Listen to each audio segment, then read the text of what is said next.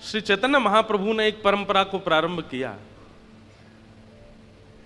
अपने सब भक्तों के साथ गुंडीचा का मार्जन किया, उसको स्वच्छ किया, साफ कर रहे हैं। कलशों में जल ले ले करके सुंदर सुगंधित जलों से पूरे गुंडीचा का मार्जन करते हैं। क्यों? महाप्रभु जी आएंगे।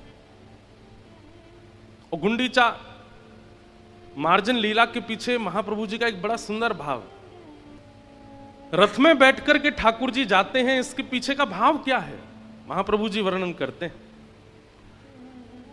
अब भाव तो रखा है कि कल प्यारे गिरधर लाल जी भी रथ में आरूढ़ होंगे और यहां दर्शन देंगे, पंडाल में व्यवस्था बनेगी तो ठाकुर जी भी आएंगे। हमारे प्यारे गिरधर लाल जी का भी नंदी घोष रथ है, बिल्कुल वैसा ही है जैसा जगन्नाथ जी का, बस छोटा सा है, इतना बड़ा है, उसमें लाल जी विराजते हैं। पहले तो हमारे लाल जी जगन्नाथ रूप भी धारण करते थे, पर अब कई आचार्यों ने कहा कि भैया लाला छोटे हों तो कुछ भी बना दो, अब बड़े हो गए, अब ब्याह के लायक हो गए, तो अब थोड़ा ने संभल के रहने दो उनको। तो हमारे ठाकुर जी जगन्नाथ रूप धारण करते थे। और महाराज जी आश्चर्य की बात कि हमारे लाल जी का जो जगन्नाथ रूप है ना, वो ऐसे श्रृंगार धराने से धारण नहीं होता था। पहली बार जगन्नाथ जी का रूप जब धारण कराया तभी ठाकुर जी ने अनुभव करा दिया। कभी वस्त्र उतार दें, जो जगन्नाथ जी जैसे चका नयन ऐसे धारण कराए उनको बार बार नीचे पधरा दें, तो मन में विचार आया कि ठाकुर जी आप श्रृंगार क्यों नहीं करा रहे हो। तो मानो जैसे ऐसे सेवा में जब आप भाव प्रकट करते हो ना, ठाकुर जी उत्तर भी देते। ठाकुर जी ने उत्तर देते हुए क्या कहा कि श्री जगन्नाथ जो हैं वो विरह आतुर ठाकुर जी हैं, विरह के ठाकुर जी। बिना विरह के जगन्नाथ जी प्रकट नहीं होते, विरह जानते हैं। जब तक व्याकुलता चित्त में नहीं आएगी, जब तक विरह, और किसका विरह? ब्रजवासियों का विरह, किशोरी जी का विरह जब तक चित्त में नहीं आएगा तब तक महाप्रभु जगन्नाथ का रूप प्रकट नहीं होगा। सब लोग कथा जानते हैं, ये विरह के ठाकुर जी हैं। ब्रजवासियों की याद में ठाकुर जी पिघल गए, मुख पिघल गया, हाथ पिघल गए, चरण पिघल गए, तब ये रूप प्रकट हुआ महाप्रभु जगन्नाथ जी का। तो मानो जैसे हमारे लाल जी कह रहे हैं कि जब तक विरह ना होएगो तब तक जगन्नाथ रूप ना प्रकट होएगो। तो फिर ये वास्तविकता बता रहे हैं, गोद में बैठा के लाला को, और तब एक श्री जी के विरह का पद गाया जो ठाकुर जी गाते हैं। उस पद को सुनते हुए महाप्रभु जगन्नाथ जी का रूप हमारे गिरधर लाल जी ने धारण किया। जब किशोरी जी का विरह, ब्रजवासियों का विरह। राधे राधे करुणामयी कृष्ण प्यारी, मेरी सुधली जो श्री वृषभानु दुलारी, मेरी सुधली जो श्री वृषभानु दुलारी। और जब इस पद का गायन किया, इस पद के पीछे भाव ऐसा है कि ठाकुर जी बहुत लीला करते हैं, गोपियों को अकेला छोड़ के चले जाते हैं, कभी किसी गोप ग्वाल को विरह देते हैं। विरह देना ठाकुर जी का स्वभाव है। और स्वभाव क्यों है? विरह से प्रेम पुष्ट होता है। जिसने जीवन में कभी विरह का आस्वादन नहीं किया वो प्रेमी नहीं कहलाएगा। सब लोग इधर देखो, कथा सुनो ध्यान से। ये आने जाने वाला रास्ता, यहां से आते जाते रहेंगे, आप इधर ही देखो।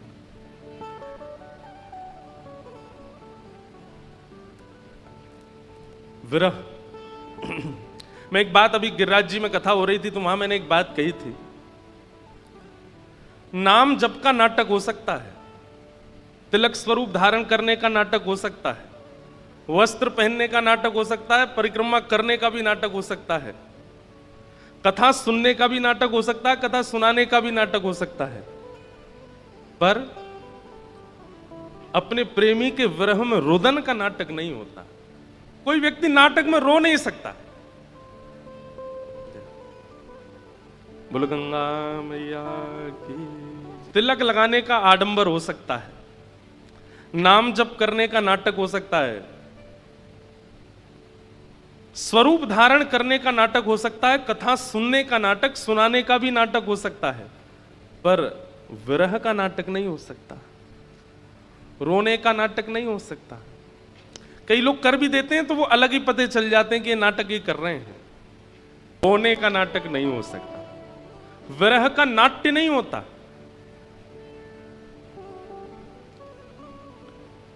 और विरह का यदि कोई नाटक कर रहा है, कोई प्रदर्शन करेगा, अलग पता चल जाता है कि ये नाटक कर रहा है, ये प्रदर्शन है, ये वास्तविकता नहीं है।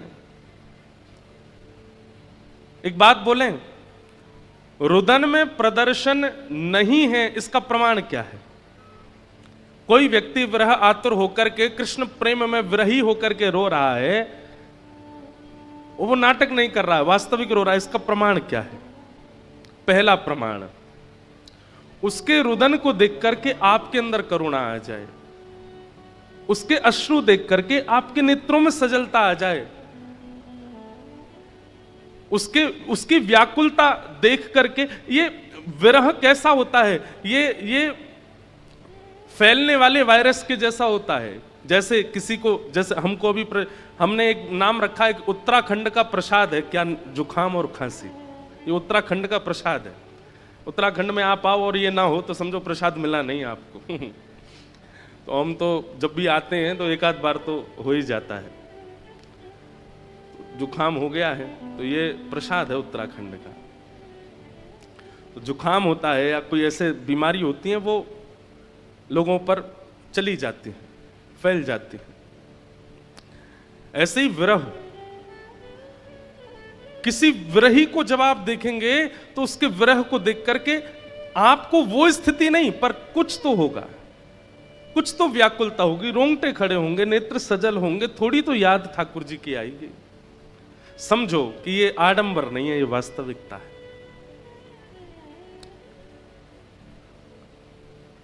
दूसरा प्रमाण, विरही व्यक्ति संसारी रोने वाले व्यक्ति की तरह विचलित नहीं हो रहा होगा, वो स्थिर ही होगा, वो बैठा भी शांत भावना में होगा।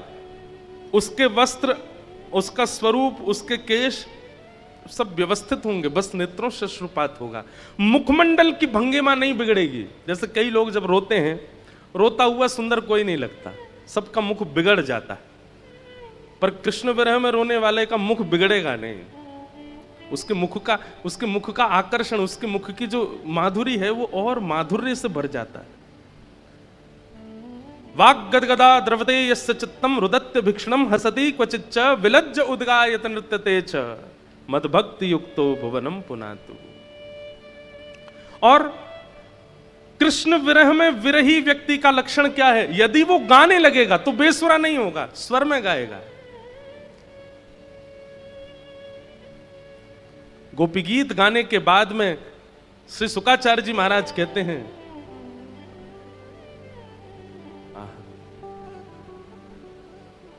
जयति तेधिकं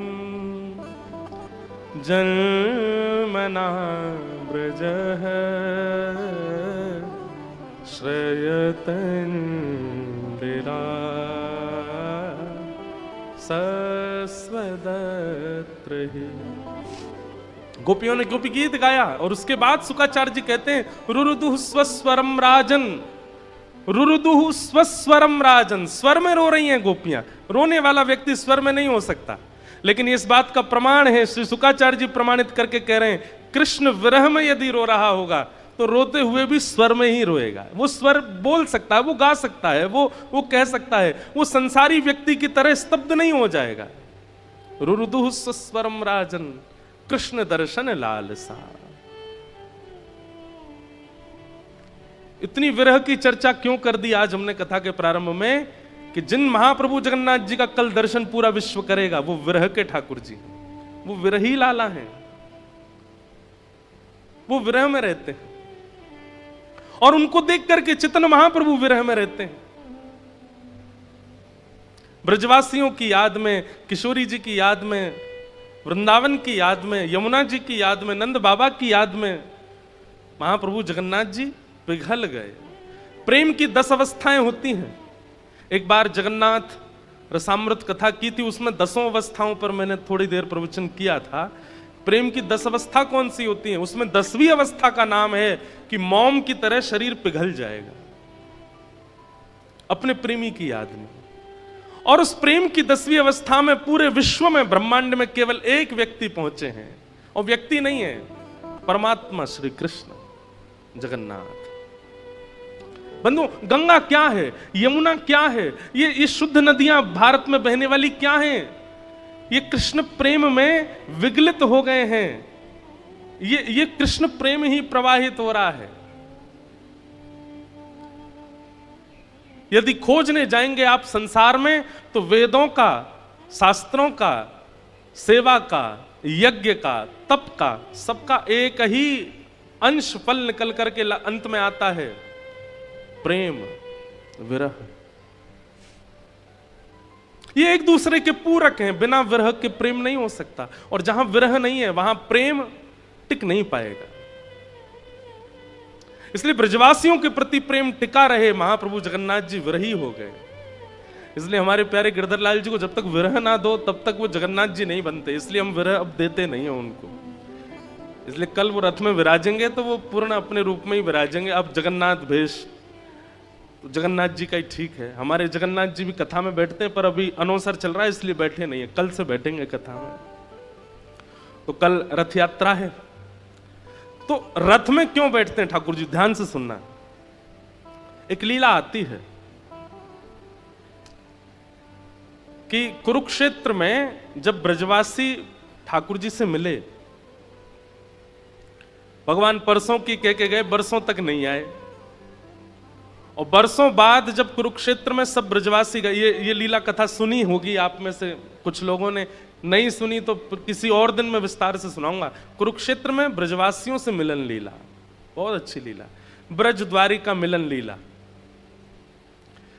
तो कथा ऐसी है कि सूर्य ग्रहण का समय था, द्वारिका से सब द्वारिकावासी और वृंदावन से सब ब्रजवासी सब कुरुक्षेत्र गए थे यज्ञ करने के लिए। ग्रहण काल में यज्ञ की बड़ी महिमा है। तो ग्रहण में यज्ञ चल रहा था, तभी ब्रजवासियों को पता चला कि हमारो लाला कन्हैया भी यहां आयो भयो है। 100 वर्ष से अधिक समय हो गया था बिना देखे ठाकुर जी को। तो सब ब्रजवासी गए ठाकुर जी से मिलने। ब्रजवासियों को देख के ठाकुर जी तो बड़े व्याकुल हो गए। एक एक ब्रजवासी को अपने हृदय से लगाया। कहते हैं यशोदा मैया को देख करके तो ठाकुर जी 111-12 वर्ष की आयु थी उस समय ठाकुर जी की, लेकिन यशोदा मैया को देख के ठाकुर जी तुरंत गोद में बैठ गए और गोद में बैठ के लेट गए और बोले, मैया बहुत दिन है कि मैंने दूध ना पियो, अपने अपने पयोधर से मुंह को दूध पिवाए थे। 111-12 वर्ष की अवस्था में ठाकुर जी यशोदा मैया को देख के ऐसे ऐसे बालक भाव में आ गए। तो ये सब लीलाएं वहां हुई थी। किशोरी जी के साथ रास भी हुआ था। इन सब भावों के बाद ब्रजवासियों ने ठाकुर जी को पकड़ लिया। ठाकुर जी से बोले, लाला अब तू ना जाएगो। ठाकुर जी बोले, तो फिर अब कहां करें? बोले, अब तू एक काम कर, वृंदावन चल, और वृंदावन तो फिर द्वारिका चलो जाइयो। तो कहीं कहीं ऐसी कथा आती है कि ठाकुर जी फिर वृंदावन गए। द्वारिकाधीश बनने के बाद दर्शन करने के लिए थोड़ी देर ब्रजवासियों के मान के लिए ठाकुर जी वृंदावन गए। और तब ब्रजवासियों ने रथ निर्माण किया और रथ बना करके उसमें ना घोड़े लगाए ना हाथी लगाए, ब्रजवासी ही खींच करके ले गए उस रथ को कुरुक्षेत्र से वृंदावन।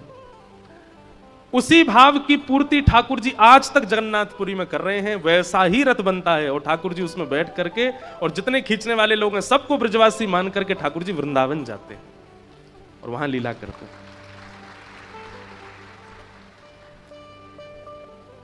तो चैतन्य महाप्रभु सोचते हैं कि आज ठाकुर जी वृंदावन आ रहे हैं तो पूरे गुंडीचा का मार्जन करते हैं। तो आज गुंडीचा मार्जन दिवस है, आज गुंडीचा का मार्जन चल रहा है, सुंदर व्यवस्थित किया जा रहा होगा। कल ठाकुर जी आएंगे और आकर के कल निकलेंगे, परसों तक पहुंचेंगे और वहां पर फिर लीला करेंगे। ऐसी ऐसी लीलाएं हैं, ऐसे ऐसे भाव हैं। कभी भी किसी उत्सव का दर्शन बंधुओं लीला के भाव से ही किया करो। आप हरिद्वार में रहते हैं, हरिद्वार में कोई उत्सव हो रहा है, तो जैसे ही उस उत्सव में जाइए, उत्सव का मंच देखिए, उत्सव की व्यवस्था देखिए, और फिर वहां किसी पुरातन लीला का स्मरण करो कि ये किस लीला की पूर्ति यहां पर हो रही है। आपको अनुभव होगा कि कोई पाषाण नहीं, साक्षात ठाकुर जी बैठे, साक्षात लीला चल रही है। अब स्नान पूर्णिमा निकल करके गई। अब स्नान पूर्णिमा को सामान्य रूप में सब लोग क्या जानते हैं कि ठाकुर जी स्नान करते हैं, कलशों से स्नान होता है, घड़े से स्नान होता है, ये स्नान वो, उसका भाव क्या है? अब सुनिए, अब लीला दर्शन कैसे करना चाहिए। शरद पूर्णिमा पर भगवान ने रास विहार किया, गोपियां आई हैं, राधा रानी आई हैं, सहचरियां आई हैं, सखियां आई हैं, सब ब्रजवनिताओं के साथ ठाकुर जी ने रास किया, सिवाय एक के। कौन? श्री यमुना जी।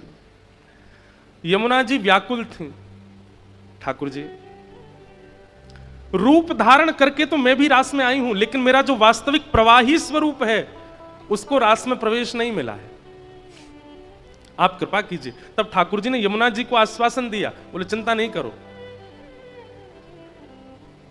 जब पूर्णिमा आएगी, ज्येष्ठ पूर्णिमा, वो पूर्णिमा यमुना जी के साथ रास विहार करते हैं ठाकुर जी, और उस पूर्णिमा पर हमारा राज तिलक होगा। वो कथा बहुत बड़ी है, मैं सुनाऊंगा उसको विस्तार से। ठाकुर जी का राज तिलक हुआ है स्नान पूर्णिमा वाले दिन, ब्रजराज, ब्रज के राजा के रूप में ठाकुर जी का राज तिलक हुआ। तो उस दिन ठाकुर जी ने यमुना जी से कहा कि हे यमुना जी, अब आप कलशों में बैठ करके आइए और अपने प्रवाही स्वरूप से हमारे अंग अंग का स्पर्श करके हमारे संग रास विहार करो। तो जब कलशों से ठाकुर जी का स्नान होता है तो उस समय यह भावना रखी जाती है कि श्री यमुना जी ठाकुर जी के अंग संग करके रास विहार कर रही हैं, तो वो रास पूर्णिमा है। यमुना रास पूर्णिमा को ज्येष्ठ पूर्णिमा कहते हैं, स्नान पूर्णिमा कहते हैं। अब सामान्य देखने वाले को तो लगेगा ठाकुर जी नहा रहे हैं जल से, लेकिन विशिष्ट लीला का दर्शन करने वाले को लगेगा नहीं, यमुना जी के साथ रास कर रहे हैं ठाकुर जी। ऐसी कल रथ यात्रा जब यहां हो तो रथ यात्रा में यही भाव रखना कि ठाकुर जी 100 वर्ष बाद ब्रजवासियों के साथ ब्रज जा रहे हैं, और ये सब ब्रजवासी उनके रथ को खींच करके ठाकुर जी को लेकर के जा रहे हैं। हमने चैतन्य महाप्रभु से सीखा, हमने सूरदास जी से सीखा, हमने मीराबाई से सीखा कि किसी भी उत्सव का दर्शन लीला के भाव से करो, तभी वो उत्सव श्रेष्ठ होगा।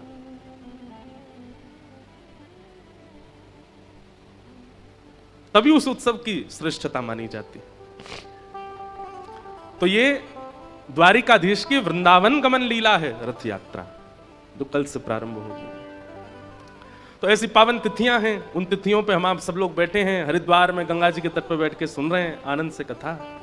कल रथ यात्रा उत्सव, अभी कथा के बाद हम और राम जी बैठ के मीटिंग करेंगे कि कैसे करनी है, आप सबको भी दर्शन हो जाए, लाल जी की रथ यात्रा भी मंगल में हो जाए। तो कल इसी समय कथा के या तो बाद में या पहले रथ यात्रा का क्रम करेंगे, और खूब भाव से सब संत महापुरुषों के संग मिलकर के कैसे, हमारे लाल जी का रथ भी छोटा ही है तो उसके चलने की व्यवस्था भी बहुत सीधी रखनी पड़ेगी, तो वैसे कुछ विचार करके करेंगे। आप सब लोग समय से पधारते हैं, सब लोग आइएगा। आइए अब आज प्रथम दिवस के सत्र में हम लोग प्रवेश करते हैं। प्रथम स्कंद से श्रीमद् भागवत के मंगल विषय में प्रवेश करते हैं। बोलो वृंदावन बिहारी लाल की।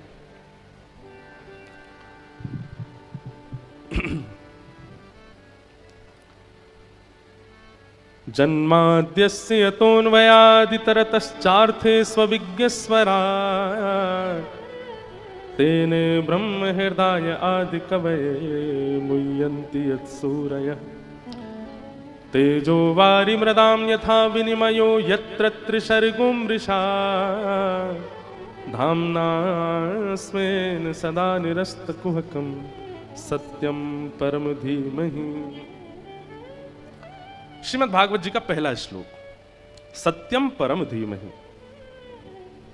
भागवत जी के प्रारंभ में श्रीमद् वेदव्यास जी महाराज ने कृष्णात् परम धीमहि नहीं कहा, ठाकुर जी को वंदन नहीं किया, कहते हैं सत्यम परम धीमहि, सत्य को मैं वंदन करता हूं। बहुत ध्यान से सुनिए सब लोग, एकाग्रचित्त होकर के बैठिए। कई बार किसी व्यक्ति के अत्यंत गुणों से रीझ करके हम उसको नाम से ना बुला करके उसके गुण से बुलाते हैं, ऐसा होता है।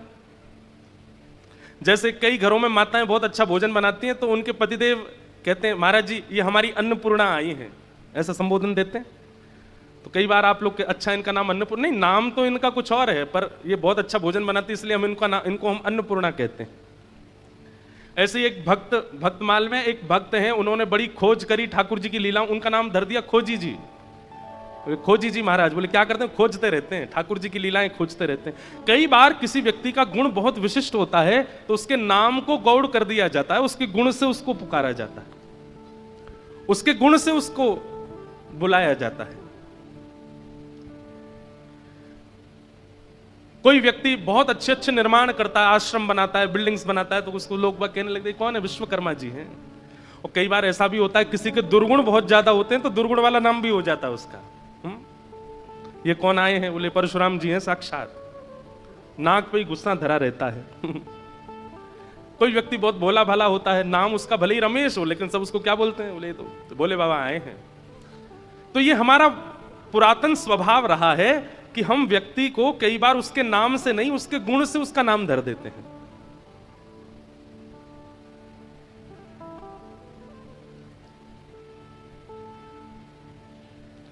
एक हमारे परिकर में ही हैं, उनका पेट बहुत बाहर था इसलिए उनका नाम लंबोदर रख दिया। लंबोदर, उदर जिसका खूब लंबा हो, लंबोदर। अब जब जब उनको बोलते हैं तो लंबोदर ही, उनका फोन में भी नाम लंबोदर ही है। एक हमारे परिकर में थे, बचपन में हमको ऐसा, मैं जब छोटा था तो मेरे सामने ऐसा दिखाते थे कि वो पैसा छूते नहीं है। मैं क्या करता था, पिताजी से लेता था 100 रुपए और जाके उनके हाथ से छुपाता, तो जैसे छुपाता तो वो हाथ धोने जाता, अरे अरे अरे देखो पैसा छू गया। तो मुझे बड़ा अच्छा लगता था, मैंने कि ये पैसा छूते नहीं है, इनसे पैसा छुपाओ। एक दिन एकांत जान करके मैं जैसे उनको छुपाया तो उन्होंने धर के जेब में धर लिया। अब पिताजी बाद में बोले, तू मुझसे 100 रुपया लेके गया, कहाँ है? मैंने कि वो त्यागी जी ने धर लिया। उनका नाम फिर हमने तब से त्यागी जी रख लिया। क्यों, ये है नहीं त्यागी लेकिन फिर भी रख दिया त्यागी जी, जबरदस्ती बने। तो कई बार गुण और अवगुण की वजह से व्यक्ति का नाम परिवर्तित हो जाता है। श्रीमद् वेदव्यास जी महाराज ने श्रीमद् भागवत के पहले श्लोक में कृष्ण को प्रणाम नहीं किया, नारायण को प्रणाम नहीं किया, ब्रह्म को प्रणाम नहीं किया। किसको क्या कहते हैं? सत्यम परम धीमहि, मैं परम सत्य को प्रणाम करता हूं। यह ठाकुर जी का गुण है, वो परम सत्य है। सत्य के कई लक्षण होते हैं। सत्य का पहला लक्षण होता है कि उसको कितना भी छुपाया जाए वो छुपता नहीं है, उसको कितना भी दबाया जाए। कोई व्यक्ति कितना भी प्रयास कर ले सत्य को छुपाने का, ऐसा हो ही नहीं सकता कि किसी दिन वो प्रकट नहीं हो। सत्य का स्वरूप है, वो पौधे की तरह होता है, बीज अगर गिरा है तो पौधा बनेगा, सत्य अगर है तो एक दिन प्रकट होगा। सत्यम परम धीमहि। विराज जाओ।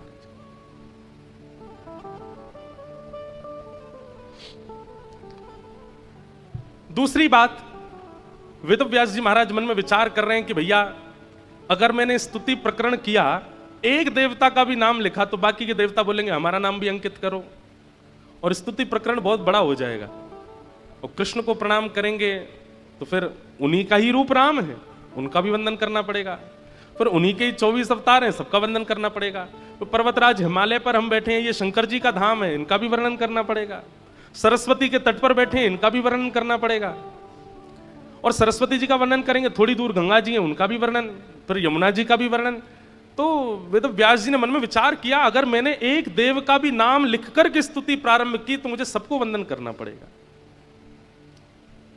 इसलिए उन्होंने मन में विचार किया, ऐसा क्या करें कि सबको वंदन भी हो जाए और कोई बुरा भी ना माने।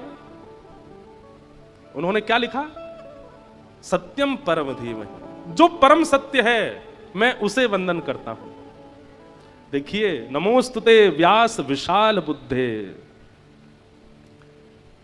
जो परम सत्य है मैं उसे वंदन करता हूं। ये बात कहते ही व्यास जी महाराज ने, मानो जैसे एक व्हाट्सएप में फीचर होता है ब्रॉडकास्ट मैसेज, एक साथ एक ही मैसेज सबको पहुंच जाता है। सत्यम परम धीमहि जैसे ही कहा, अब कोई देवता अगर शिकायत करे मेरा नाम क्यों नहीं लिखा, अच्छा तो तुम सत्य नहीं हो क्या, तुम परम सत्य नहीं हो? सब अपने आप को परम सत्य मानते हैं। अरे मैं और आप, जबकि हमारी मृत्यु निश्चित है, हम भी अपने आप को परम सत्य मानते हैं, हम भी अपने संबंधों को परम सत्य मानते हैं। और देवता तो परम सत्य है ही, तो किसी को लगे भी ना कि इन्होंने कृष्ण को प्रणाम किया है और सबको प्रणाम भी हो जाए, इसलिए परम सत्य को प्रणाम किया। सत्यम परम धीमहि। बंधुओं, ऐसी बुद्धि होना उसको व्यास कहते हैं। ऐसी बुद्धि होना उसको सनातन बुद्धि कहते हैं। धर्म का मतलब क्या होता है? जो सबको धारण करना जानता है, वो ऐसी क्रिया करता है, ऐसी बात बोलता है, ऐसे कर्मों को करता है कि सब समझ जाते हैं, किसी को बुरा भी नहीं लगता, किसी को बहुत अच्छा भी नहीं लगता। सम स्थिति, ये एक धार्मिक व्यक्ति का लक्षण है। बहुत ध्यान से सुनिएगा। जो एक पक्ष में रहता है कि इन्हीं को अच्छा लगे, बाकियों को बुरा लगे तो मुझे कोई फर्क नहीं पड़ता, ये धार्मिक नहीं है।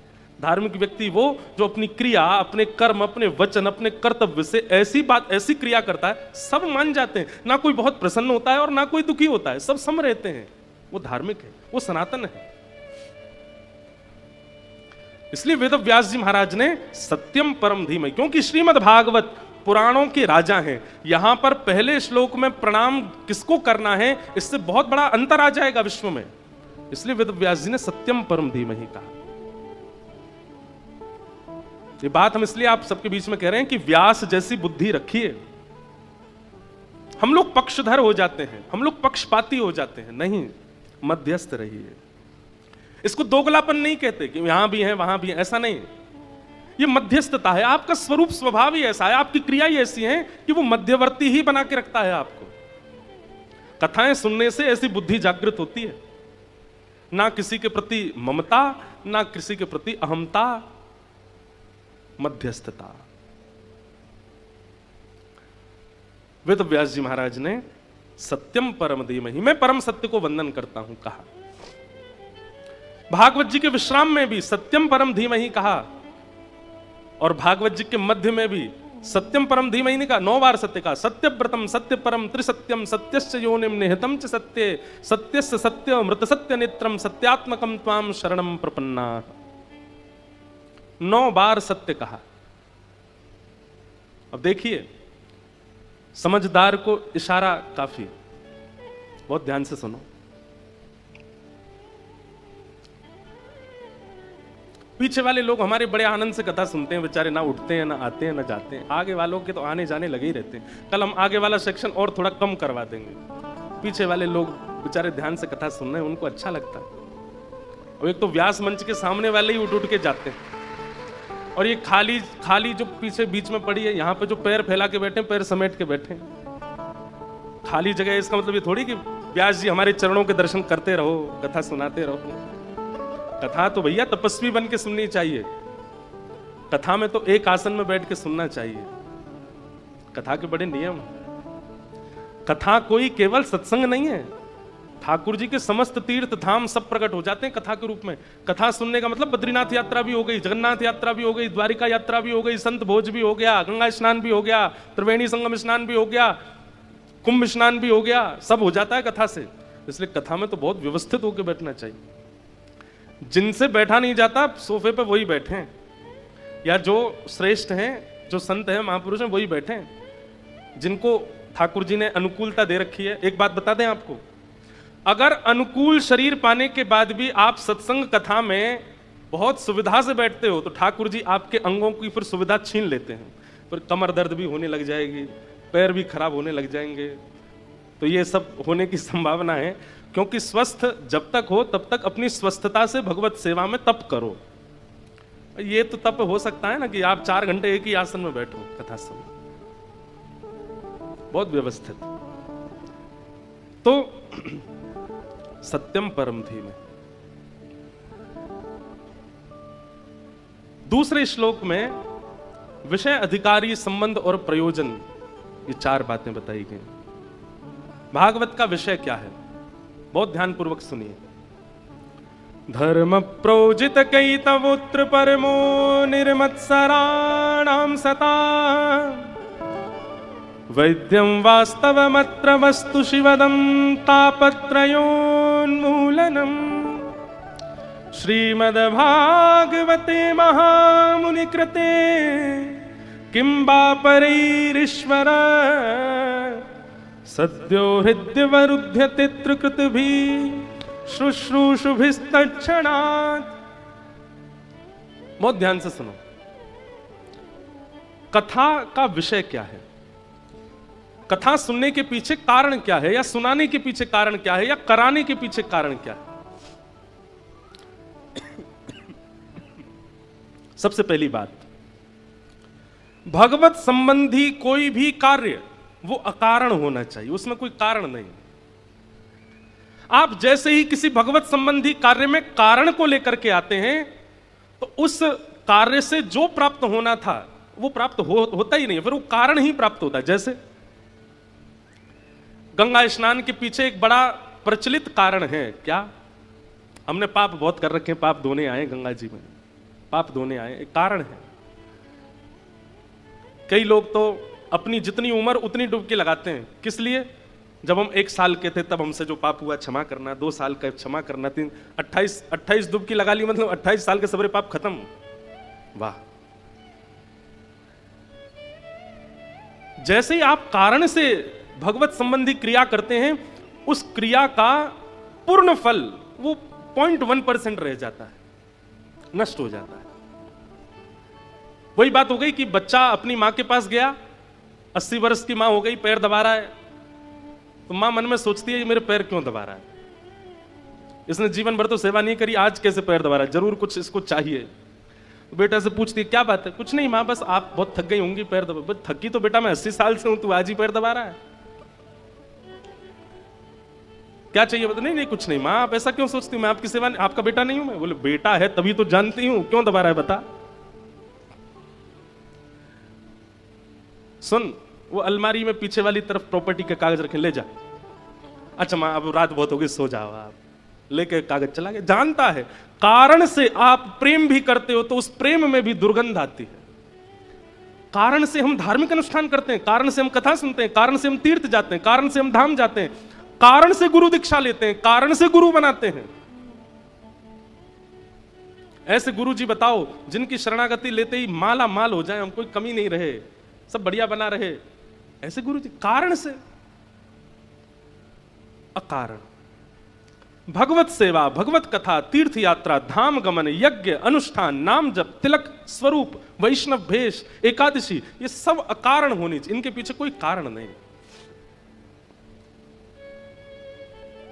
और कारण हो तो वो ऐसा कारण हो जिससे संसारी भावना पुष्ट ना होती हो, आध्यात्मिक भावना पुष्ट होती हो। हमारी बात समझ रहे हैं ना सब लोग? संसारिक भावना पुष्ट मतलब हम जब तक जीवित हैं तब तक हम खाते रहें, पीते रहें, आनंद करते रहें, झूमते रहें, घूमते रहें, ऐसा करें, ये संसारी भावना है। और आध्यात्मिक भावना क्या है? श्री गंगा जी का तट हो, यमुना का वंशीवट हो, मेरा सांवरा निकट हो, जब प्राण तन से निकले, इतना तो कहना स्वामी, जब प्राण तन से निकले। कथा सुनने के पीछे विषय क्या है? कहते हैं धर्म प्रौजत कई तवोत्र परमो, हमारे चित्त में परम धर्म की भावना प्रकट होना, यह भागवत का विषय है, ये भागवत का विषय है। परम धर्म किसे कहते हैं? जब तक ठाकुर जी से मांगा है तब तक भी धर्म है, लेकिन जब ठाकुर जी को देने लगे हैं, हम दे तो कुछ नहीं सकते, लेकिन फिर भी अपना समय, अपना जीवन, अपना व्यवहार, अपने स्वभाव, अपना रूप, अपने वस्त्र, अपने ढंग सब ठाकुर जी को अर्पित करने लगे हैं, तभी वो परम धर्म हो जाता है। जब तक ठाकुर जी के आगे ऐसे रहे तब तक धर्म था, लेकिन अब ठाकुर जी के आगे ऐसे हैं, सब कुछ अर्पित कर दिया है, वो परम धर्म है। भागवत जी का विषय क्या है? ठाकुर जी से मांगना नहीं है, स्वयं को भी देना है, स्वयं को भी अर्पित करना है। हमारे वृंदावन में एक स्थान है कोकिल साईं, हर वर्ष वहां के उत्सव में थोड़ी देर के लिए 1-2 दिन का प्रवचन दास को करने का सौभाग्य मिलता है।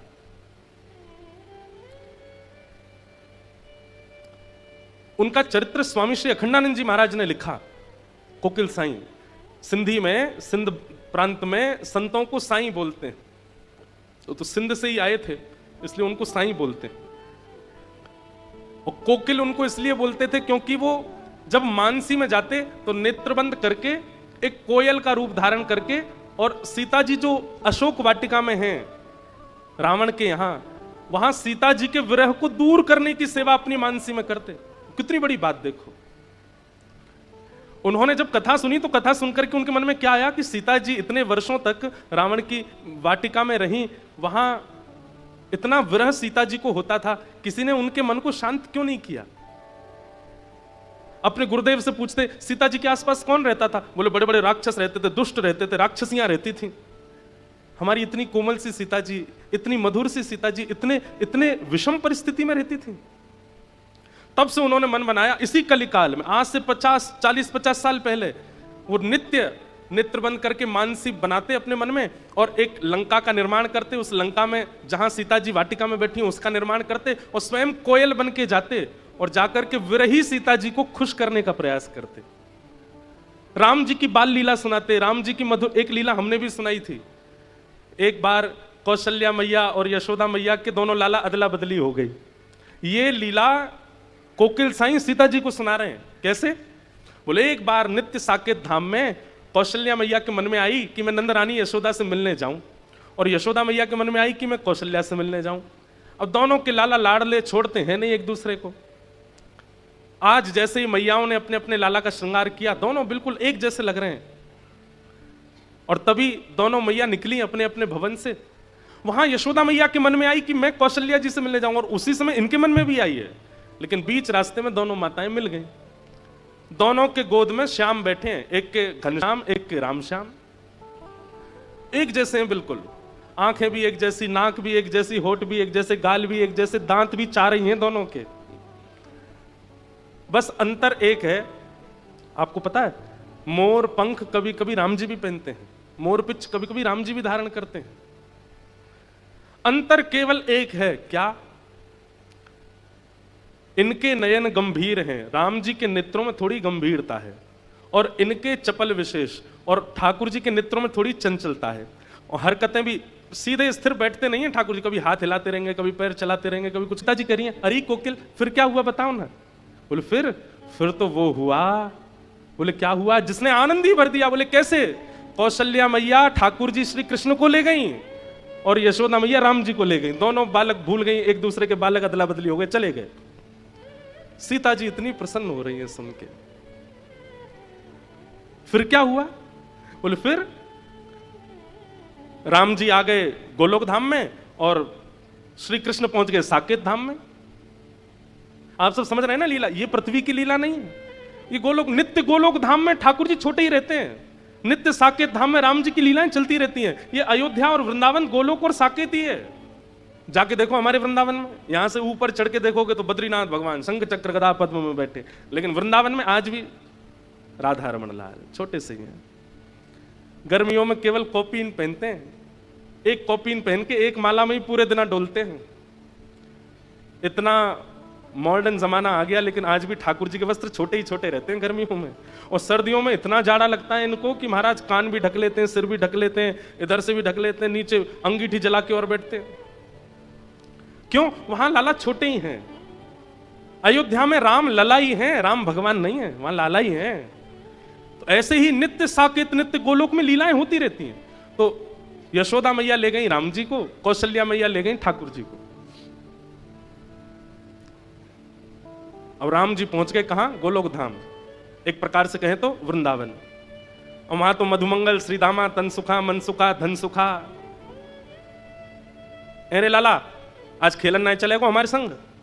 और यहां तो राम जी हैं, कन्हैया तो है नहीं। जी मित्रवर, आप सब आज्ञा करेंगे तो हम निश्चित आपके साथ चलेंगे। मनसुखा बोलो जी, कौन सी भाषा बोल लो लाला तू? ये शुद्ध हिंदी भाषा है। कौन सी भाषा लाला? ये कहां से सीखे आयो तू? मैया तेरो लाला बीमार है को। मैया जी कहा बोल रहा हमें समझ में ही ना आया रही। और वहां साकेत पहुंच गए ठाकुर जी, और वहां राम जी के मित्र आए हैं सब। रघुकुल कमल दिवाकर दशरथ नंदन कौशल्या नंदन रामचंद्र भगवान को प्रणाम। ठाकुर जी बोले, हे मधुमंगल का बोल रहा इतकुआ मेरे पास? कहा इतना लंबा चौड़ा नाम कैसे बोल रहा है? अरे आज बड़ो सज धज के आया, बड़े बढ़िया से लत्ता पहन के, फट क्यों ना रहे तेरे लत्ता? यहाँ पे ला, पकड़ के सबरे लत्ता फाड़ दिए। वहां कृष्ण पहुंच गए। राम जी तो बड़े चिंतित हो गए, भैया ये कैसे लोग हैं, इन लोगों की भाषा कैसी है। ठाकुर जी को जबरदस्ती उठा के ले गए। अब वहां तो हमारे ब्रज में गाते हैं ना रसियाओं में, 7 दिनन तक गिरिवर धार्यो, 7 दिनन तक गिरिवर धार्यो, नाग कालिया पकड़ पछाड़ो, नाग कालिया पकड़ पछाड़ो, ऐसो वैभव वारो तो ये ब्रज में गारी खाए। हाँ, ऐसो वैभव वारो तो ये ब्रज में गारी खाए। अरे हाँ, ऐसो वैभव वारो तो ये ब्रज में गारी खाए। हाँ, ऐसो वैभव वारो तो ये ब्रज में गारी खाए। ओ ऐसो चटक मटक सो ठाकुर, तीनों लोकन में नाए। ऐसो चटक मटक सो ठाकुर, तीनों लोकन में नाए। ओ देखो, अगर ये पद हमने ब्रज में गाया होता, एक भी बैठा नहीं होता। आप बैठी रहना, खड़े मत होना। नहीं, अब मत खड़े होना। पर ये भूमि का अंतर है, ये वैराग्य की भूमि है। यहाँ सब वैरागी रहते हैं, यहाँ सब विरक्ति रहते हैं। लेकिन ब्रज में अगर एक पंक्ति इस पद की आ गई होती तो महाराज बस व्यास जी बैठे होते, बाकी सब नाच रहे होते।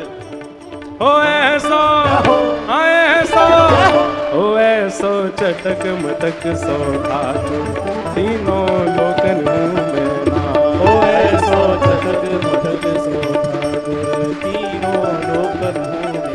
ओ ऐसो चटक मटक सो ठाकुर, तीनों लोकन में नाए। ओ ऐसो चटक मटक सो ठाकुर, तीनों लोकन। वैसे मुझे केवल एक पंक्ति गा के कुछ प्रमाणित करना था, अब पूरा पद तो गाना नहीं, बैठ जाओ सब। बोलो वृंदावन बिहारी लाल। तो ये तो बड़े चंचल हैं। महाराज दशरथ जी ने बुलाया, राघव जल्दी आओ, भोजन का समय हो गया। गोद में बैठ करके प्रसाद पानी की आदत है ठाकुर जी की, लेकिन राम जी तो बगल में आसन पर बैठते हैं, छोटी चौकी पर छोटी थाली में भोजन आता है। बड़ी थाली में दशरथ जी पाते हैं, छोटी थाली में राम जी पाते हैं। ये तो बड़ी मर्यादा में रहते हैं, लेकिन हमारे ठाकुर जी तो गोद में चढ़ के पाते हैं। जाते ही कूद पड़े दशरथ जी की गोद में। सामने थाली में बढ़िया आमरस रखा था, आमरस में हाथ मारा। दशरथ जी, अरे कौशल्या, ये देखो राम कितना आज बड़े लाड़ प्यार में आ गया है राम। कौशल्या जी बोली, पर ऐसे कभी पहले देखा तो नहीं राम को। लेकर के आमरस वो तो खाने लगे और आंख मुंह बनाने लगे। अरे मैया, ये तो बड़ा खट्टो सो आम है। कौशल्या मैया आश्चर्य कर रही है, ये कैसे बोल रहा है। अब कहां करूं, आम तो मुंह पे खबनाए रहे हो, ये आमरस तो मुंह पे ना खबरो। आमरस लेकर के दशरथ जी की दाढ़ी से लगा दियो। सीता जी सुन रही हैं ये सब लीला। कौन सुना रहे हैं? कोकिल साईं। देखो कैसे कैसे महापुरुष, उनको ये चिंता हो गई कि सीता जी का मन कैसे लगता होगा लंका में, तो मैं उन्हें लीला सुनाऊं, मैं उन्हें भाव सुनाऊं। राम जी की हालत, सब्र पकड़ के ले गए उनको जमुना जी पे। अरे लाला चल, आज हमारी घुड़सवारी करवे को मन है, रो तू घोड़ा बन जा। राम जी हाथ जोड़े, जी प्रिय मित्र, मैं महाराज दशरथ से कहकर के घोड़ा मंगवाता हूं। मधुमंगल सीताराम बोली, लाला तेरी एक तो वाणी कचू है गयो है, हमें तो नहीं को उरास ना यारो। अरे कहा करो, कहां तो घोड़ा मंगवा, तू ही बन जा घोड़ा। राम जी को ही घोड़ा बना दिया। मधुमंगल सीताराम सब बैठ गए ऊपर, ठाकुर जी की 2 चोटी बना दी। बोले ये हमारी लगाम है, चल घोड़ा टुक टुक चल। राम जी रोने लगे, हे मां कौशल्या आप कहां हो, ये मैं कहां आ गया हूं। ऐसी स्थिति बन गई। अंत तो गत्वा यशोदा मैया ने सोची, मेरो लाला ऐसो सीधो साधो कैसे है गयो। और वहां कौशल्या मैया सोच रही है, हमारा लाला इतना उद्यमी कैसे हो गया। और जैसे ही दोनों के नेत्रों में गंभीरता से देखा, वहां कौशल्या मैया को, अरे ये तो यशोदा जी का लाला है। और यशोदा मैया को पता चली, अरे ये तो कौशल्या जी को लाला। गलती से आ गए घर पे, बताओ, गलती से किसी का फोन अदला बदली हो सकता है, पर्स अदला बदली हो सकता है, बच्चे अदला बदली हो सकते हैं, पर भैया ये दोनों एक से हैं, इनमें कोई अंतर नहीं। हो गए अदला बदली। दोनों मैया लालाओं को लेकर के गई, बीच मार्ग में दोनों मिल गई। कौशल्या मैया बोली, अरे बहन देखो तुम्हारो लाला मेरे संग चलो गयो। बोले हाँ आपको भी मेरे संग, लो पकड़ो अपने बंदर को, इतना ऊधम मचावे, पूरी साकेत में ऊधम करके आयो है। यशोदा मैया भी बोली, तुम भी पकड़ो अपने माटी के मत होना है, कछ करे ही ना है, हंसे ना बोले ना, बैठो रे चुपचाप। अब ये लीला सुनकर के सीता जी का कम से कम मास भर का 1 महीने का विरह दूर हो गया। सीता जी इतनी प्रसन्न है। अब ये लीला त्रेता की नहीं है, इस कलिकाल में एक महापुरुष हुए जो नित्य अपनी मानसी में जाते हैं और सीता जी का विरह दूर करके, उनसे सुना नहीं गया, सहा नहीं गया कि सीता जी को विरह कैसे हो सकता है।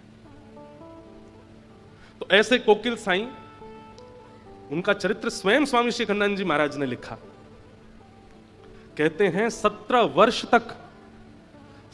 वर्ष तक एक दिन भी बिना नागा किए नेत्रों से आंसू गिरते रहते थे सीता जी के वियोग में, सिया जी के वियोग। उनको उनका वियोग दूर करके आते, कहते उनका वियोग अपने ऊपर लेके आ जाते और विरह में रहते। और वृंदावन में वास करते थे और आपका नियम था अपने ठाकुर जी का दर्शन किसी को नहीं करवाते थे, अपने सेवा के ठाकुर जी के दर्शन नहीं कराते थे। आप जैसे अगर चले गए उनके यहाँ, आपने कहा हम हरिद्वार से आए, आइए आओ बैठो बैठो, आए लाओ इनके लिए थाली लगाओ, रोटी पवाओ, दाल चावल पवाओ, कढ़ी पवाओ, ये पवाओ, गुलाब जामुन पवाओ, और कोई जरूरत आपको नहीं, नहीं आपके ठाकुर जी का दर्शन। अच्छा रुको रुको, दक्षिणा दो, वस्त्र दो, आभूषण दो, जो चाहिए सब ले लो, और अंत में कहते ठाकुर जी का दर्शन नहीं कराएंगे। बोले आपने इतना सब कुछ क्यों दिया? बोले इसलिए दिया कि कुछ ठाकुर जी से मांगना नहीं, जो चाहिए मुझसे ले जाओ, हमारे ठाकुर जी से कुछ मत मांगना, उनको संकोच में मत डालना। श्रीमद् भागवत ऐसे गुण का निर्माण करती है। हमारी सोच, हमारी विचार, हमारी स्थिति अगर भक्ति में उसमें परिवर्तन नहीं आता है तो कथा सुनने का कोई लाभ नहीं है। हम सुनते हैं कि श्री चैतन्य महाप्रभु गुंडीचा मार्जन कर रहे हैं, क्यों? क्योंकि उनके मन में भाव है कि महाप्रभु जी आ रहे हैं, रथ पर बैठ करके वृंदावन को सजाओ। हम सुनते हैं कि श्री कोकिल साईं अपने ठाकुर जी का दर्शन नहीं कराते, क्यों? कि कोई व्यक्ति दुनिया की याचना ना कर ले इनसे। हमारे चित्त में कौन सी भावना प्रकट होती है ठाकुर जी को लेकर? कुछ भी नहीं। और जब तक ये भावना प्रकट ना हो तब तक समझिए कि आपने कथा सुनी नहीं। कथा चित्त को एक अभूतपूर्व बना देती है, आपकी विचारधाराओं को, आपकी चित्तवृत्ति को ऐसा बना देती है कि आप कुछ अलग सोचने लगते हैं, आपकी विचारधाराएं कुछ विलग हो जाती हैं।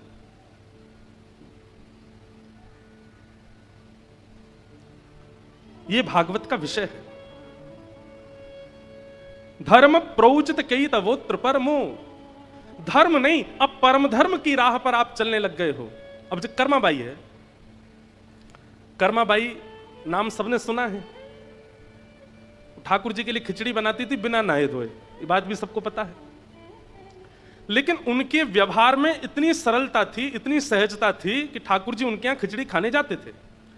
एक बार ऐसा हुआ कि कर्माबाई जगन्नाथपुरी चली गई, और जब अपनी आयु में थोड़ी बड़ी हो गई कर्माबाई तो जगन्नाथपुरी में ही रहने लगी। एक बार, अच्छा ये बात भी सबको पता था कि कर्मा के पास में महाप्रभु जगन्नाथ जी आते हैं। बहुत ध्यान से सुनिएगा सब लोग।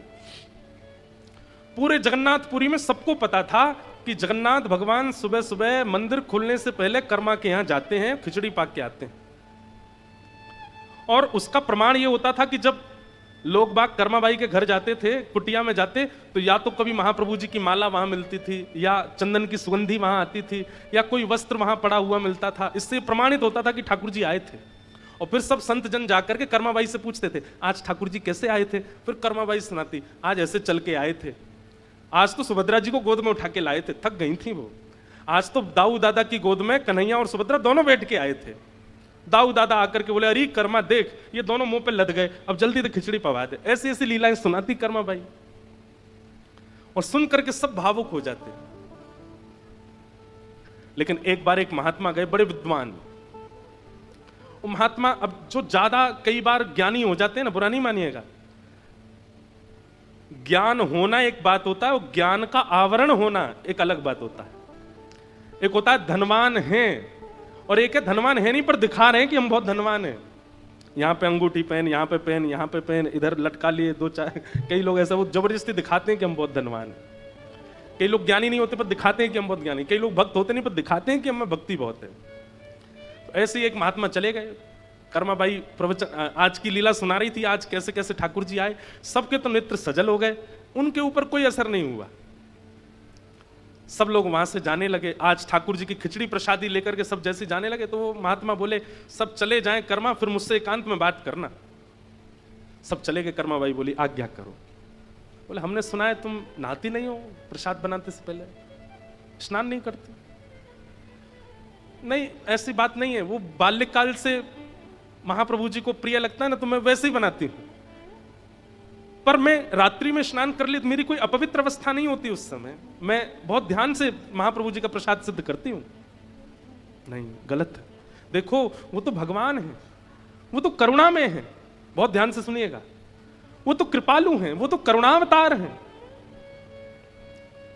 वो तो तुम्हारी हर भावना स्वीकार करेंगे, पर तुमको चाहिए कि तुम शास्त्रीय नियम का पालन करो। वो तो परमात्मा है, वो कुछ नहीं बोलेंगे। लेकिन इन सब का तुमको एक बात और बता दूं। बोले क्या? ये सब तुम्हारे पूर्व जन्म में किए गए पुण्य हैं, जिनके फल से जगन्नाथ जी तुम्हारे यहां प्रसाद पाने आते हैं। जिस दिन तुम्हारा पूर्व जन्म का पुण्य नष्ट हो जाएगा, हाथ पे हाथ धरी बैठी रह जाओगी, महाप्रभु जी नहीं आएंगे तुम्हारे पास। कर्माबाई इतनी घबरा गई। नहीं नहीं भगवान, आप आज्ञा करें, मुझे किस नियम का पालन करना है, कैसे करना है, आप जो बताएंगे मैं वैसे करूंगी। महात्मा ने लंबा चौड़ा नियम बता दिए। सुबह उठा करो, उठने के बाद फिर शुद्ध जल में स्नान करो, उसके बाद फिर यहाँ महोदधि समुद्र है, समुद्र में स्नान करो, समुद्र से आने के बाद पूरा शरीर नमकीन हो जाएगा तो एक बार फिर शुद्ध जल से स्नान, 3 बार तो स्नान करो। और स्नान करने के बाद गोपी चंदन घिसो, गोपी चंदन घिस करके ठाकुर जी को अर्पित करो, फिर अपने शीश पर लगाओ। फिर जिस चूल्हे में ठाकुर जी का भोजन बनता है उस चूल्हे में बढ़िया पूजन करो, उस पर पुष्प अर्पण करो, अन्नपूर्णा मैया को प्रणाम करो। फिर अग्निदेव का आवाहन करके अग्नि प्रज्वलित करो, जो कढ़ाई है उस कढ़ाई पर चंदन लेपन करो चारों ओर, और उसके बाद उसमें जो अन्न पधराओ उस समय सुंदर वैदिक मंत्रों का उच्चारण करो। फिर उसमें नमक डालते समय रामरस भगवान को प्रणाम करो। फिर इनको इतना नियम बता दिया कर्माबाई को, तब खिचड़ी बना के पवाना ठाकुर जी को। कर्माबाई बोली जो आज्ञा मैं करूंगी, ऐसा ही करूंगी। दूसरे दिन कर्माबाई उठी, पहले तो घर में स्नान किया। अच्छा, स्नान का भी नियम है, ब्रह्म मुहूर्त से पहले देव नदियों में या फिर समुद्र में स्नान करना निषेध है। ब्रह्म मुहूर्त से पहले यानी कि सुबह के 3:45 से पहले स्नान नहीं करना चाहिए देव नदियों में या समुद्र में। 3:45, 3:30, 3:45 से ब्रह्म मुहूर्त प्रारंभ होता, तभी आप स्नान कर सकते हो, क्योंकि उससे पहले देवता स्नान करने आते हैं। उस समय यदि आप स्नान करने के लिए जाएंगे तो ऐसी शास्त्र आज्ञा है कि फिर देवता थोड़े, भाई उनका समय है, उनको स्नान करने दो, अब आप स्नान करोगे तो फिर वो नहीं करेंगे। तो कर्माबाई पहले प्रतीक्षा करती, सुबह ब्रह्म मुहूर्त होता, फिर महोदधि स्नान करती, घर आके शुद्ध जल से स्नान करती। आज चूल्हा का पूजन कर रही है, अग्नि पुष्प आदि सब छोड़ रही है, अन्नपूर्णा मैया का स्मरण कर रही है, पतीला धर के उस पर चंदन लगा। इतने में ही महाप्रभु जी आ गए। महाप्रभु जी आ गए, सुभद्रा जी आ गई, बलराम जी आ गए, आकर के तीनों बैठ गए और बैठ कर कह रहे हैं मां लाओ जल्दी प्रसादी लाओ। कर्माबाई बोले रुक जा रुक जा रुक जा, अभी अभी कढ़ाई का पूजन चल रहा है। ठाकुर जी बोले हैं ये क्या हो रहा है, कढ़ाई का पूजन?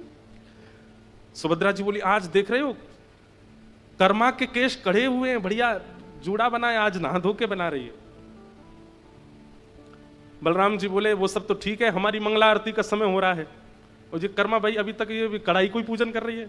उसके बाद अब उसमें दाल भी डाले तो कोई मंत्र बोले, उसमें चावल डाले तो कोई मंत्र बोले, नमक डाले तो कोई मंत्र बोले, हल्दी आदि डाले तो भी मंत्र बोले। इसी बात के लिए ठाकुर जी बार बार बोले जल्दी कर मां, मां जल्दी कर, इसीलिए उनका नाम कर्मा पड़ा। जल्दी कर मां, मां जल्दी कर। लेकिन ब्रह्म मुहूर्त निकल गया, ठाकुर जी की मंगला आरती का समय हो गया और ठाकुर जी खिचड़ी आधी अधूरी पाकर के दौड़े श्री मंदिर की ओर, क्यों पुजारी द्वार खोल रहे हैं। और उस दिन ठाकुर जी ने कर्माबाई के प्रसादी को पूर्ण ग्रहण नहीं किया। कर्माबाई मंदिर गई, प्रणाम करके आई, ठाकुर जी से बोली जय जय आज आपने आरोगा नहीं। बोले देख हमारी एक बात सुन, एक तो तैने आज बहुत विलंब किया, तैने बहुत समय लगाया, और दूसरी बात बुरी लगेगी लेकिन वास्तव आज तेरी खिचड़ी में स्वाद ही नहीं था, आनंद ही नहीं आया, हमको स्वाद ही नहीं लगा बिल्कुल भी।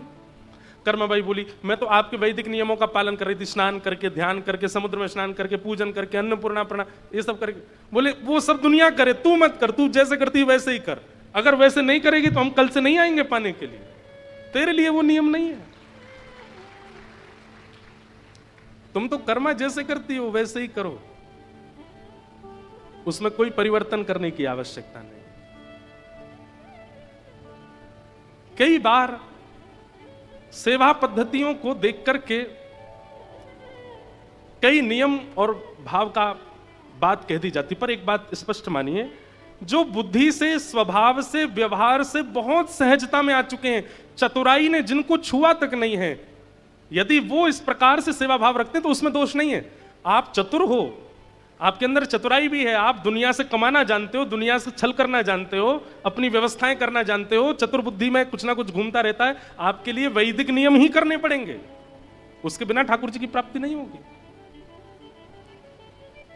जो सहज हैं, एक बात कह दूं, जो भोंदू हैं, जो बिल्कुल सरल हैं, उनके लिए तो वो जैसे करते हैं उसी से ठाकुर जी राजी होते हैं, उसी से ठाकुर जी प्रसन्न होते हैं। तो चाहे कर्माबाई हों, चाहे चेतन महाप्रभु हों, चाहे जिन जिन आचार्यों का और रसिकों का हम नाम बोल रहे हैं, ये सब हों, ये सब कौन है? ये धार्मिक नहीं है, ये परम धार्मिक है, परम धर्म। और ये भागवत जी ही सिखाती हैं परम धर्म। तो हमारे अंदर परम धर्म किस रूप में आया है? हम ठाकुर जी की प्रेम लक्षणा भक्ति में ऐसा क्या कर रहे हैं जो सबसे अलग है, सबसे भिन्न है, सबसे विलग है? सबसे अलग करने की भावना से मत करिएगा, वो अपने आप होगा, अपने आप सहजता से मन में भाव आएगा, ऐसे नहीं ऐसे करूं, ये नहीं ये पधराऊं, ये भाव, ये भागवत जी प्रकट करती हैं और इसी को परम धर्म कहते हैं। तो भागवत जी का विषय क्या है? परम धर्म का उद्दीपन होना। परम धर्म का मतलब होता प्रेम लक्षणा धर्म का उद्दीपन, प्रेम लक्षणा भक्ति का उद्दीपन होना, ये भागवत का विषय है। दूसरी बात, भागवत का अधिकारी कौन है? तो कहते हैं निर्मत सराणाम सताम, मात्सर्य दोष से विमुक्त व्यक्ति ही कथा सुनने का अधिकारी है। आपको यदि कथा समझ में नहीं आ रही है तो इस बात का यह प्रमाण है कि कहीं ना कहीं मात्सर्य चित्त में है। मात्सर्य का मतलब क्या होता है? ईर्ष्या। ईर्ष्यालु व्यक्ति को सत्संग समझ नहीं आता, ईर्ष्यालु। और एक और बात, समझ में तो सबको आता है, पर समझी हुई वस्तु जीवन में लागू सबके नहीं होती है। समझ रहे हैं बात? आपने कथा में जो बात सुनी वो समझ तो आ गई, पर जीवन में लागू वो सबके नहीं हो पाती। वो उसी की होती है जिसके चित्त में मात्सर्य दोष नहीं होगा। और अगर कथा में सुनी हुई भाव, गुरु के द्वारा की गई आज्ञा आपके चित्त में लागू नहीं हो रही है तो आप मात्सर्य दोष से युक्त हो, यह इस बात का प्रमाण है। आपके अंदर ईर्ष्या है, किसी की उपलब्धि देख करके, किसी की सुंदरता देख करके, किसी के गुण देख करके, सुन करके आप सह नहीं पाते, इसीलिए गुरु आज्ञा और भगवत आज्ञा आपके जीवन में आ नहीं पाती। गुरु आज्ञा हो गई, रोज ये नियम पालन करके आपको करना है अपना दिन का प्रारंभ। अब आप घबरा गए, हो ही नहीं रहा, हमसे बन ही नहीं पाता, हमसे हो ही नहीं पा रहा, तो आप कहीं ना कहीं इस बात को प्रमाणित कर रहे हो कि आप में ईर्ष्या है। समझ रहे हैं हमारी बात को? ईर्ष्या विमुक्त व्यक्ति शास्त्राज्ञा और गुरु आज्ञा के पालन में बिल्कुल संकोच नहीं करेगा।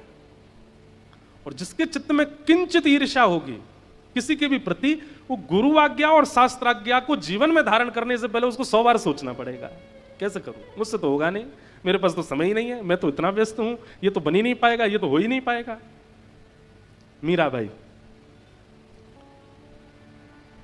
चाहे विपरीत ससुराल मिला हो, चाहे विपरीत संबंधी मिले हो, मीराबाई को जो करना है वो कर लिया उन्होंने। भोजन की व्यवस्था नहीं, रहने की व्यवस्था नहीं, अन्न की व्यवस्था नहीं, प्रेम की व्यवस्था नहीं, व्यवस्थाओं की व्यवस्था नहीं, फिर भी गिरधर लाल जी की सेवा की उन्होंने, क्योंकि ईर्ष्या नहीं है चित्त में। इसलिए भैया हमारी एक बात बहुत ध्यान से सुनिएगा, आपके भीतर यदि क्रोध बढ़ गया है, कोई बात नहीं, कथा सुनते रहिए, एक दिन खत्म हो जाएगा। आपके अंदर लोभ बढ़ गया है, एक दिन वो भी गुरु कृपा, गंगा जी की कृपा से छूट जाएगा। आपके अंदर काम बढ़ गया है, वो भी कभी ना कभी भगवत संतों की कृपा से विमुक्त हो जाएगा। लेकिन कहीं आपके अंदर ईर्ष्या की भावना आ गई है तो आपको चिंतित होना चाहिए, अब क्या करें? क्योंकि ईर्ष्या एक ऐसा दोष है जिसकी कोई औषधि नहीं है। ईर्ष्या को तो केवल आप विचार करके ही छोड़ सकते हो कि मुझे ईर्ष्या नहीं करनी है। और इसी भावना से गंगा प्रणाम, इसी भावना से बद्रीनाथ दर्शन, इसी भावना से वृंदावन, इसी भावना से गिरिराज जी परिक्रमा, तभी ईर्ष्या नष्ट होगी। काम आ गया तो चला जाएगा, क्रोध आ गया तो चला जाएगा, लोभ आ गया तो चला जाएगा, पर ईर्ष्या, मात्सर्य दोष यदि आ गया तो जाने में बहुत समय लगेगा। इसलिए किसी की उपलब्धियां सुनकर के जब विचलित होते हो तो उस रात्रि सोइएगा नहीं कि मुझ में ईर्ष्या आ गई, अब क्या करूं मैं। उसी दिन से अपना नियम, संयम, कथा श्रवण सब सुधारना प्रारंभ कीजिए, क्योंकि कामी व्यक्ति को भी भगवत दर्शन हुआ है, ऐसे कई भक्तों की लीला है। लोभी को भी भगवत दर्शन हुआ है, क्रोधी को भी भगवत दर्शन हुआ है, पर ईर्ष्यालु को नहीं हुए। ईर्ष्या युक्त व्यक्ति को भगवत दर्शन नहीं होता। तो यहां पर क्या कहते हैं, निर्मत सराणाम सताम। ठाकुर जी के चरणों का अधिकारी कौन है, कथा सुनने का अधिकारी कौन है, जिसके चित्त में मात्सर्य दोष नहीं है। आपको सेवा मिल गई लेकिन मात्सर्य दोष नहीं, तो सेवा मिलने के बाद भी आपके लिए वो पाषाण हैं, ठाकुर जी उसमें से प्रकट नहीं होंगे। आपको धाम मिल गया लेकिन धाम मिलने के बाद भी ईर्ष्या नहीं गई, तो धाम आपके लिए बंबई दिल्ली जैसा ही है, आप उसको धाम रूप में देख नहीं पाओगे। इसलिए ईर्ष्या को नष्ट करो, निर्मत सराहना। और ईर्ष्या को नष्ट करने का एक ही उपाय है, क्या? प्रणाम, वंदन। जितना ज्यादा हो सके दंडवत करो, प्रणाम करो, दैन्यता जीवन में लाओ। जितने दीन बनोगे, जितना झुकेंगे, जितना ज्यादा संत महापुरुष वैष्णवों के चरणों की ओर नतमस्तक होंगे, उतनी जल्दी ये ईर्ष्या दोष नष्ट होगा। ईर्ष्यालु व्यक्ति खड़ा रहता है, झुकता नहीं। और जो झुकना सीख जाए, जो बहुत झुक करके प्रणाम करे, उसके अंदर ईर्ष्या टिक नहीं सकती।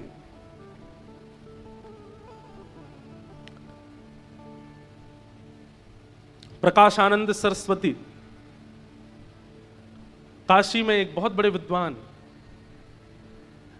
जब से चैतन्य महाप्रभु के बारे में सुना है तब से इतनी ईर्ष्या करने लगे।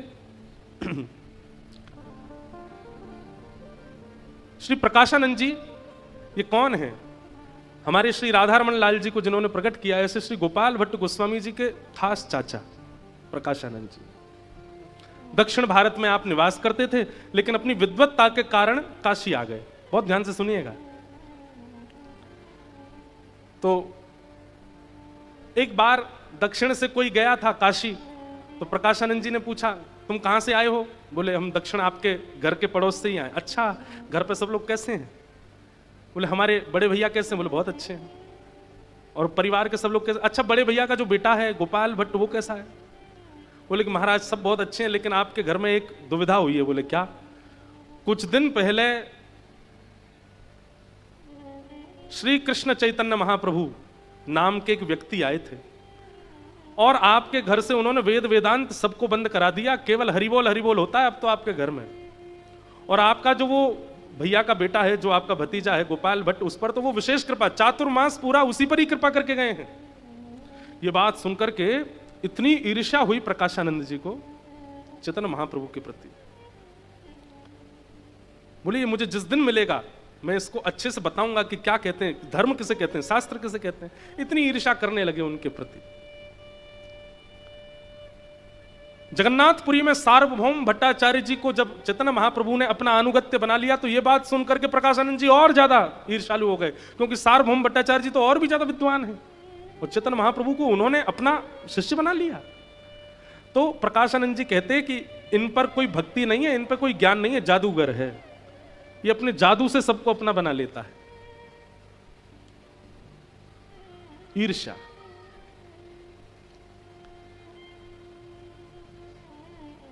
लेकिन एक समय आया, काशी में चैतन्य महाप्रभु आए और तभी इनको पता चला कि वही श्री कृष्ण चैतन्य महाप्रभु यहां आए हैं। तो उन्होंने मिलने का खूब भाव रखा, लेकिन महाप्रभु जी कहीं जाते नहीं थे। लेकिन एक बहुत बड़ी सभा हुई और उस सभा में शिष्यों ने कैसे भी करके महाप्रभु जी को बुलाया। महाराज, श्री चैतन्य महाप्रभु जैसे ही उस सभा में आए, अब कोई उस समय पे फोटो तो होते नहीं थे कि पहले से पता हो कि ये कौन है। महाप्रभु जी के रूप को देख करके, उनके नेत्रों को देख करके, उनके भाव भंगिमा को देख करके और जिस भावावेश में वो रहते थे उसको देख करके सबसे पहले नतमस्तक होने वाला उस सभा में कोई था, वो प्रकाशानंद। महाप्रभु जी आए और आकर के वहां बैठ गए जहां सबकी पादुकाएं रखी थी। प्रकाशानंद जी उतर करके गए, बोले मैं आपको जानता नहीं हूं, मुझे आपका परिचय नहीं पता, पर मैं आपसे प्रार्थना करूंगा, जब से आप आए हैं मेरे चित्त में पता नहीं कैसे इतना प्रेम प्रकट हो रहा है। ऐसे लग रहा है कि जैसे मानो प्रेम की हिलोरें आ रही हैं, प्रेम का ज्वार भाटा मेरे चित्त में आ रहा है। आप कौन हैं वो मैं बाद में पूछूंगा, पहले मैं आपको प्रणाम कर लूं। प्रणाम किया और प्रणाम